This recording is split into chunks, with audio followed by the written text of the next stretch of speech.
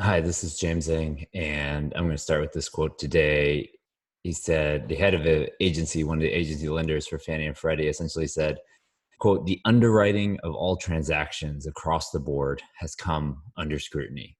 And so I just read this quote this month, and I thought, well, what exactly does that mean? Like, how do lenders underwrite deals? And so what I wanted to do was sort of go back to my days as a loan underwriter and take you through sort of how Fannie and Freddie look at deals. And so let's jump in. So when you're looking at bank loans, sort of on the left side, and then Fannie and Freddie are sort of right down the middle. They do a lot of multifamily business. Typically they're probably about 50% of the market. Probably right now they're probably 75, 80% of the market.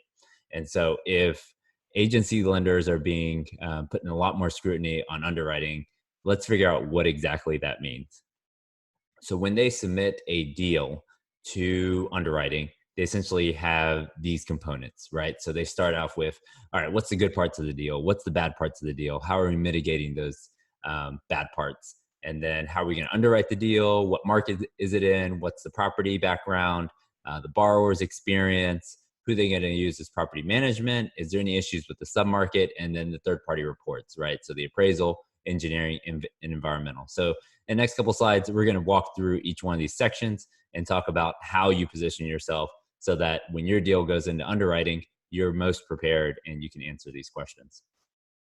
So let's talk about the strengths, right? So let's highlight some of these here. So obviously, let's say it's an acquisition, you're bringing cash into the deal, right? So you're putting 20-25% new cash into the deal. Underwritten NOI is essentially, we're gonna go through it a little bit later, but usually it's about 125 debt service, and then steps its way up to 135 and 155. And Fannie and Freddie have a very specific box in how they underwrite that NOI. And so it's very conservative, and it's based on in-place cash flow. Strong sponsors, right? So they're going to look at your net worth, liquidity, your ownership. Do you have any experience professionally? Maybe you've been in commercial real estate before. Do you have experience in the market, right? So do you own other properties in that market? And are you a repeat borrower to Fannie and Freddie, right? So if you can point to other loans that you've, let's say, done in the last 2, 3, 4 years, and you've made your payment every month, that's a repeat borrower to them. And Freddie Mac even has something called a select sponsor, right? So that's someone who's probably done over 200 million, $250 million in Freddie Mac business, and they get preferred pricing, preferred terms, right? So if you're a strong sponsor, that's right there at the top. And as I think in the last 2 or 3 years where underwriting's been a little bit more lax, right now it is turned all the way up, and the strongest sponsors are going to be able to get deals from Fannie and Freddie.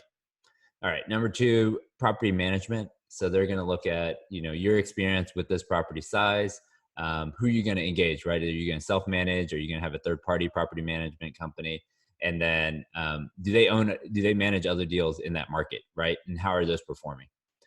Property condition, right? So they're going to send a engineer out there and look for immediate repairs. They're going to look at what you've done to the property if it's a refi, and figure out what capex is needed to do needed on the property.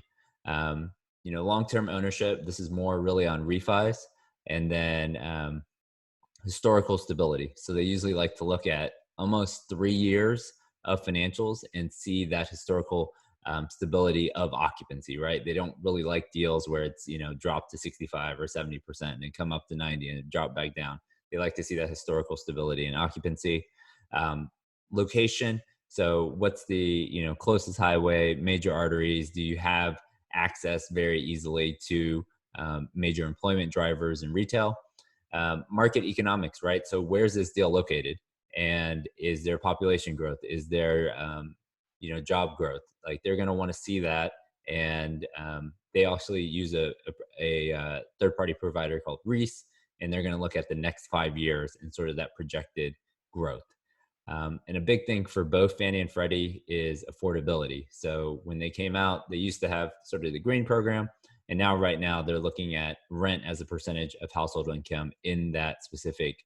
They can look at zip code or even sort of a 3 to 5 mile radius as a percentage of income. And they're looking, is your product affordable? Because Fannie and Freddie's sort of mission is affordability. So if your deal fits in that box, they're going to look at it more strongly. And then income growth, right? So where's the market rent today, or where's your in-place rent versus market rent, and how much more can you drive it up from where it is? So that first couple pages, they're really looking at the strengths of the deal, right? So like, why are we even doing this deal? And having the underwriter articulates the strengths of the deal in the very beginning. And now we're going to move into, the risk guys love this page is like, tell me all the bad stuff, right? So transaction risk and mitigants. Right at the top, they're just starting with, everything going on with COVID. Did we actually get out to see the collateral? If we didn't, what was the alternative? Did we do like a Zoom call, or did we figure out a way to do a virtual inspection? What's the impact on collections?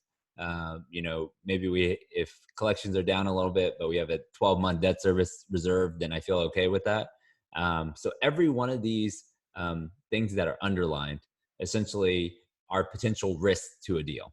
And on the, in the regular text, that's essentially the mitigant, right? So if we're giving someone years of interest only, does that align with the CapEx plan?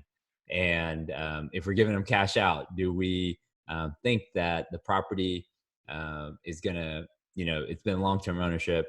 Let's say they've owned a deal for 10 years, and now, yes, they are doing, a cash out, but the value of the property has gone up significantly. So our position as a lender, there's still that 25% equity in the deal, and potentially some of that money might go back into the property. So that story is very important. Let's say there's limited operating history because it's a new deal or just coming out of lease up. Is there other market comparables that have occupancy already there? And then this is probably one of the things that has driven refinances a little bit crazy. They've pulled back on refinances recently, but essentially someone buying the deal in 2017 and now they're coming back for a refinance in 2 to 3 years, and they're saying sort of, why did the value go up 20%? Was it NOI growth, or was it cap rate compression?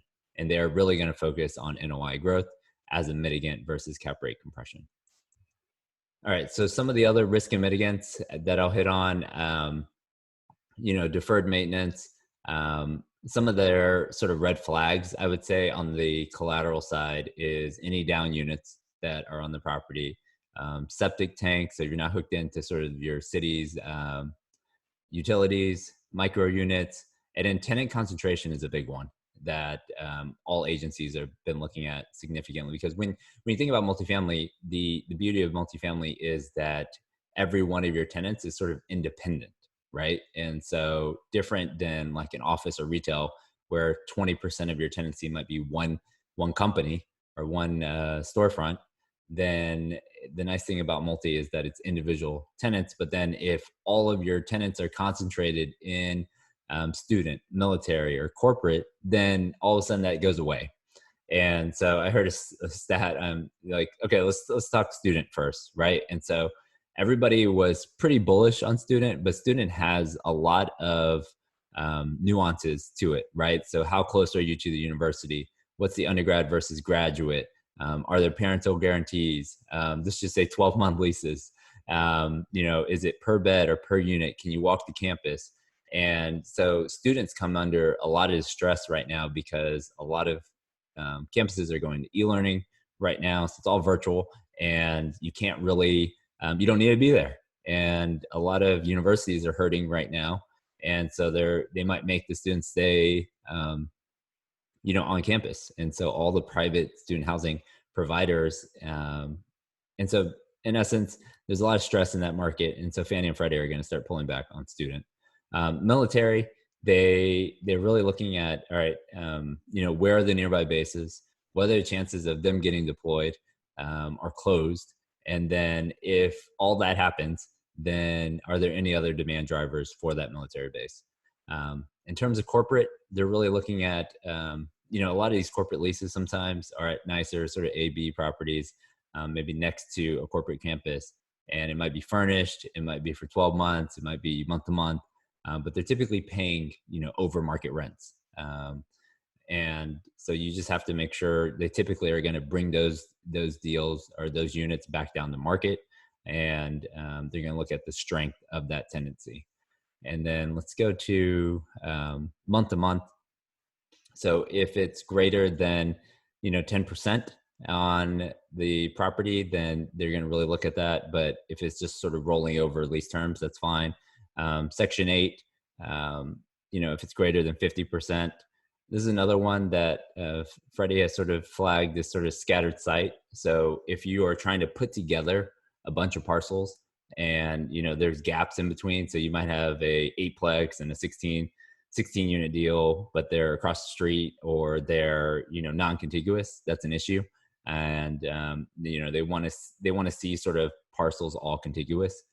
Cardinal housing is another thing that's more sort of southeast, where we're seeing that's sort of like your manufactured housing put together. And then this other thing I had never seen, it was called flag lot. So essentially, I guess, is it behind, like the only way you can see it is, I guess, if you put a big flag behind it, the retail center. So visibility from the main road is another thing that they're looking at in terms of collateral. So sponsor, if you don't have previous multifamily experience, then they're really going to lean on, have you done other real estate? Are you going to use third-party property management? Are you local? And then even with all that, they might say, all right, we're not giving you IO. We're going to do 135 debt service and 65% leverage. And you need third-party property management. So if you do all those things, then you're fine. But if you don't have all those things, then we're going to cut it back even more and more. Non-local guarantor, they're going to really focus on third-party property management. And then if you're going to try to self-manage, they want staff that have been on the site for a long time. And then they're going to start, as a sponsor, they're going to really start looking at your SREO, so your schedule of real estate, and figuring out, all right, in the next 12 months, do you have any loans maturing? Is there any maturity risk where those could go bad? Are there any with a debt service coverage under 1.0? Is there any loans above 80%? And the underwriter is going to have to articulate that story, right? And then on the SREO, if any of those loans, whether they're maturing or not maturing in the next year, anything below a debt service of 1.0 and above 80%, they're going to have to explain. And then they're going to ask about pending litigation. So they're going to run searches on all the guarantors in their county to make sure there's no bankruptcy, there's no pending litigation. And then this was interesting, around preferred equity. So a lot of people have started doing preferred equity in the last year, where essentially there's common equity, which gets paid typically out of cash flow and residual sales. But preferred equity, there's a lot of different ways to do it. And some people treat it more as like a mezzanine loan, and where there's a soft pay where, you might pay 5%, but then at the end of the, hold period, they pay the remaining additional 5%. So you're at 10% total, and it's subordinate to the mortgage, which is typically fine. But if there's a hard pay where you have to pay that 10% out every month, then it might be an issue with Fannie and Freddie. And so let's see, some of the other ones were around sort of credit issues. So if your credit score is less than 650, if you had a foreclosure, short sale, any late payments, and then any negative press, right? So the same way that they're going to Google the property, they're also going to Google you. And if all that comes up is a bunch of bad press, they really want nothing of that. So they're not going to really work with you on that. And so definitely resolve it and figure out, how it came about and get it off of Google. In terms of crowdfunding, they really don't want anyone owning more than 10%, and definitely not any non-US person owning more than 10% on the crowdfunding. And then in terms of additional things for the sponsor, they typically want a single purpose entity with a manager and then LPs, right? So if there's anything different than that, so if you're setting up a TIC structure where each person is its own entity and it's all individual ownership, you need to make sure there's a manager, there's a TIC agreement, all those things in place. Couple other things that they look for is, they want net worth equal to the loan amount and 10% of post-close liquidity, or 9 to 12 months of debt service, depending on the deal. And if you're lower net worth or liquidity for whatever reason, maybe it's just a refi, this is the only deal you own.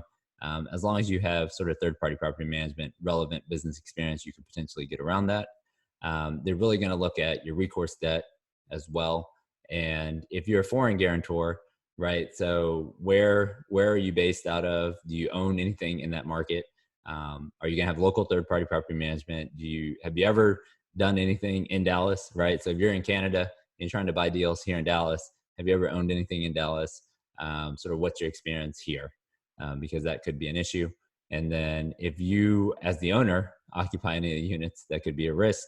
So they're going to probably exclude that income. And then if nobody's signing on the deal, then you might be at 60 or 50% levered on the deal to make sure that if there was an issue, they have no one to go back to, right? So the reason you have these guarantors is that if the property isn't performing for whatever reason, then they can go back to the guarantors, and the guarantors can support the deal for a little bit or sell the deal or just have someone, especially if some of these issues come up where the loan could turn recourse, which we'll get into a little bit later. But they said, look, if you don't have a warm body guarantor, then we're going to do, higher debt service, lower LTV. You want to make sure there's a clean environmental as well, because if they come back, foreclose on the deal and sell the deal, hopefully the value didn't go down 50% from where it is today, and they can still be made whole as a lender. All right, so we're going to get into the underwriting piece now. And this is probably what most people think about just in total, right? So we've gone over some of the high level of, strengths of the deal, risk, and how we're mitigating it as an underwriter. And now this is how we're going to actually size the loan, right? So this is a 52 unit deal. Whisper price was about 4.4 million here in DFW. And we're sizing it. Fannie was about 3.5. Freddie was about 3.5 as well. And so how did they come up with that loan amount of 3.5? Both of these agencies were sizing off of 125 debt service coverage. And so what that means is they are, your NOI or net cash flow at the bottom of the chart here. So at the bottom here, net cash flow of 265, 370 divided by your debt service, so your principal and interest payment, then that's going to be a 125, right? So how do you come up with that? So essentially you have to look at the last 12 months. And here in the underwriting column, the last column on the right, that is where the lender is underwriting their numbers, right? So they underwrite based off of historicals. So let's go through and take a look. So income, they're going to take T3. So this 542,968. So that's the last 3 months annualized. They're going to take that as long as it is increasing, right? So you can see T12 was 505 and T3 is 542. So as long as that's increasing, they're going to take the last 3 months. Other income here was 24,411 on a trailing 12. So here we underwrote 24,411. Expenses, so this is a little bit smaller deal than we're typical. So a little bit higher management fee of 3.5%. And then on expenses, you essentially can go pro forma. So pro forma means what the borrower is going to run the deal at. So G&A, they used 400 a unit, payroll 1,000 a unit. Utilities were T12. So utilities are based on historical the same way that rental income. They're going to look at in-place expenses for utilities, water and sewer. And then R&M was 600 a unit. R&M, they can use pro forma. And then insurance. So this one, it is a smaller deal. We usually see insurance about 400 a door, 350 to 400 a door here in Dallas. But for smaller units, sometimes that can be a little bit tricky, especially if there's been past claims. So if you look at the last 5 years of insurance loss runs, then it could be higher, right? So on smaller deals, the per unit is a little bit skewed. So we're looking more at historical at 700 a unit.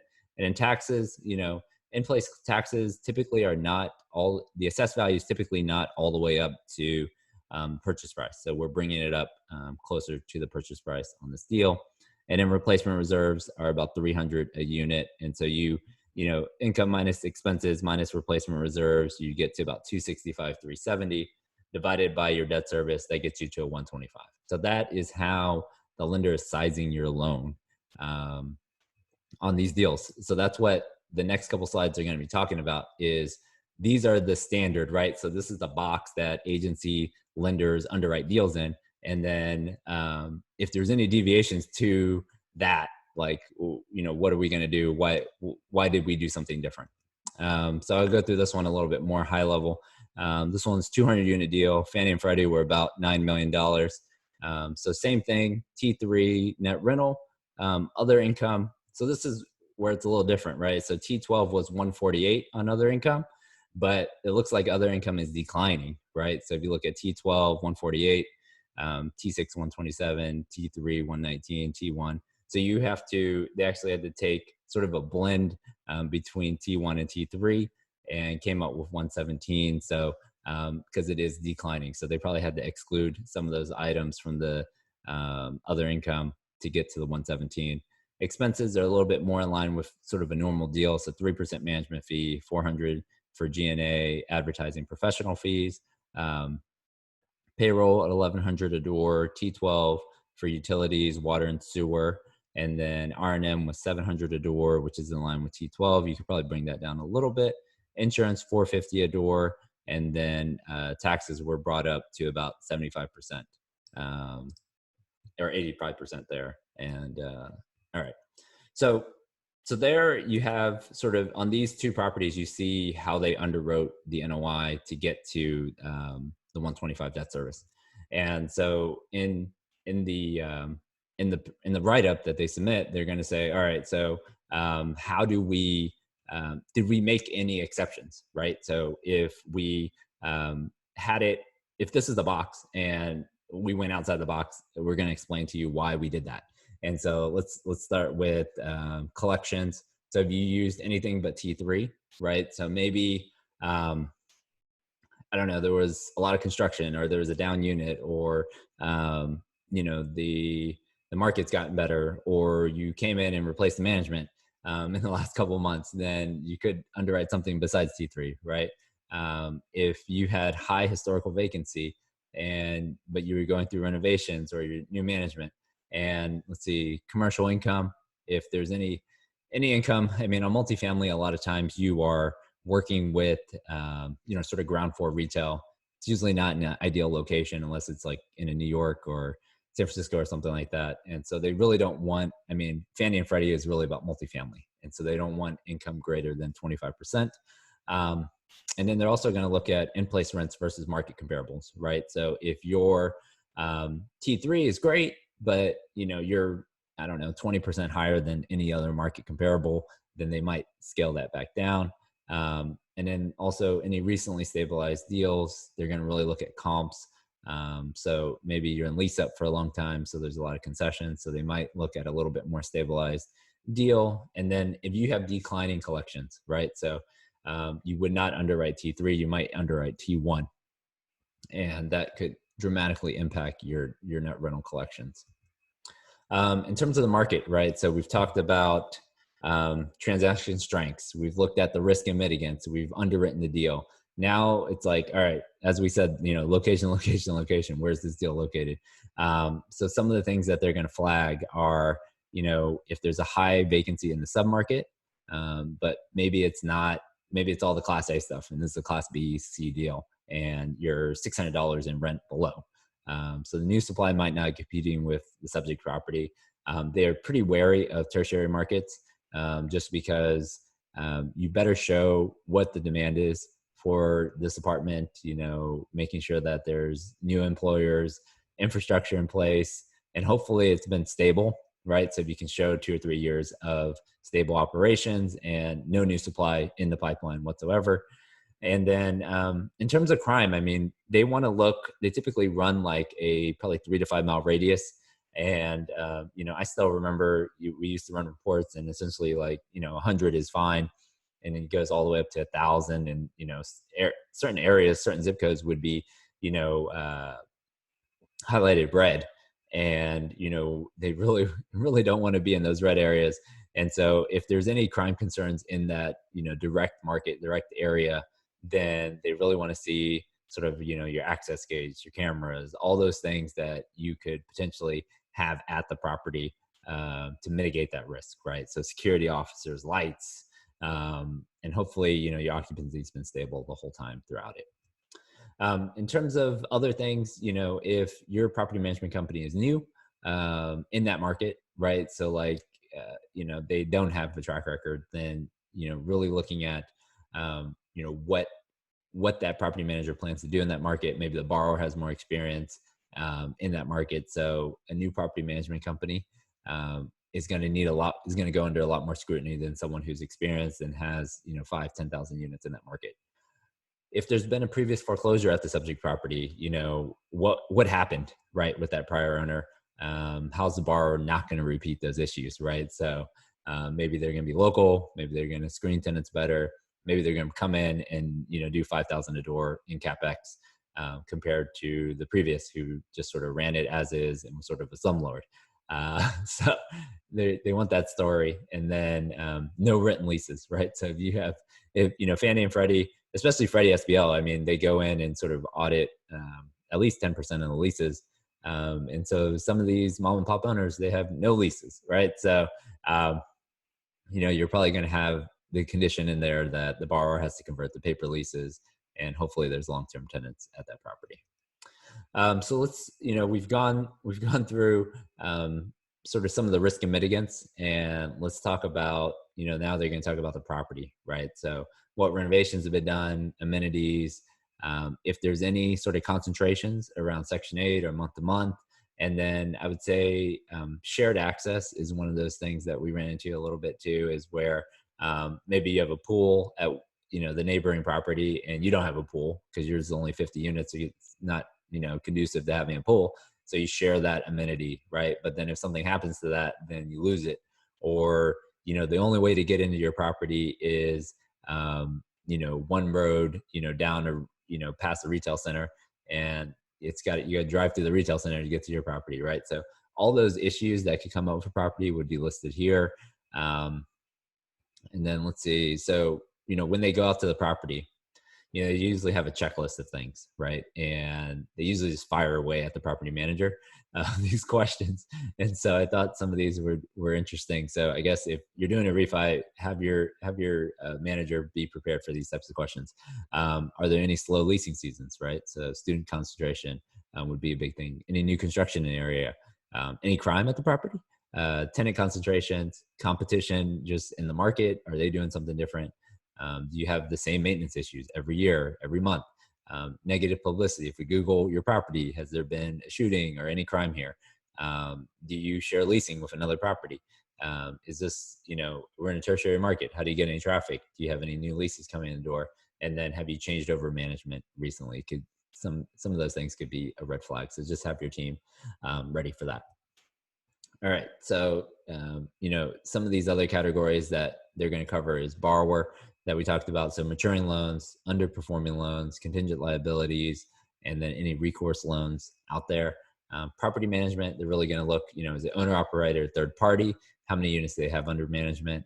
And if you're going to self-manage, right? So are you local? Have you done this before? How many other properties? And then they're going to look at your actual portfolio. So what's your debt service? What's your LTV on your portfolio? And then your subject market or submarket, how do you get, how do you get to major employer drivers? How do you get to demand drivers? How do you get to retail? And they're going to look at the submarket performance and outlook using Greece to look at the future forecast on that as well. And the last thing really they're going to look at, so at the beginning of the process, you order third-party reports, right? So you get an appraisal, you get engineering, you get environmental, and those take 2 to 3 weeks to come back. They probably cost you about $10,000 for those reports. And so they're going to put in these items, right? So the appraisal, they're going to talk about, where the appraised value versus purchase price. Is there additional, as is versus as stabilized? Is there any issues with the appraisal in terms of, maybe, this guy's buying it for 100 a door and every comp is 80 a door? Like, how are we justifying the dollar per unit on this deal? Is it 1031 exchange? Any of those items are going to be brought up here in the appraisal. And third-party reports, on the engineering side, they're really looking for code violations. They're looking at stab block panels. So stab block panels are the electrical panels that might malfunction and cause a fire. And essentially, because of the load, those stab block panels have been known to not trip. And when it doesn't trip, it causes a fire. And it could be a big issue for obviously the owners of these properties. And galvanized piping, sub 60 amps, storage tanks, and then aluminum wiring. Those are probably the big things that you should be looking for, making sure that you have someone go out, inspect the property, make sure you don't have any of these at your property. And if you do, what the cost to fix them is. And then any historical environmental issues, right? So if there was a gas station that used to be nearby and or dry cleaner, and their contaminants are leaking onto your property, that could be a huge environmental issue. And so those sort of wrap up the entire underwriting package. At GE, we used to have, it's probably about 30 or 40 page template, and every deal sort of ran through that template. And this is very similar for Fannie and Freddie and when they're writing up their narrative for credit. So I want to just touch on some of the changes that we're seeing right now. Freddie SBL is being very, more sensitive on debt service and LTV. On cash out refis, they're really not letting you cash out refi more than like 3 or 5% of your existing loan. No income from commercial space. Tax and insurance escrow is required on all loans. That used to be waived for Freddie SBL, but now they're requiring it. And then replacement reserves for anything over 51 units. FICO of 650 on all guarantors. Any loans submitted, they want the most recent collections. If it's after the 16th of a month, they want that month's collection. And then if they see T1 start dropping more than 10%, they're going to use it. And they're very hesitant in sort of your oil, energy, tourist markets. So Houston, New Orleans, Orlando, Nevada, Oklahoma, they're adding debt service and LTV, restrictions on it. And then, a lot of these exceptions that they used to waive or, allow, they're just not allowing right now. So one of the big ones is if you are walking in the door, no multifamily experience, it is going to be very difficult, I think, to get a Freddie SBL loan approved. And so you will probably need a partner to sign with you who has multifamily experience. So thanks a lot for joining. I really appreciate you hanging in there and going through this with me. Subscribe to the YouTube channel, like this video, join the email list. If you want to set up some time to talk about your next Fannie Freddie agency, any deals, buying, selling, refinancing, definitely reach out to me. And if you have any questions, thanks a lot.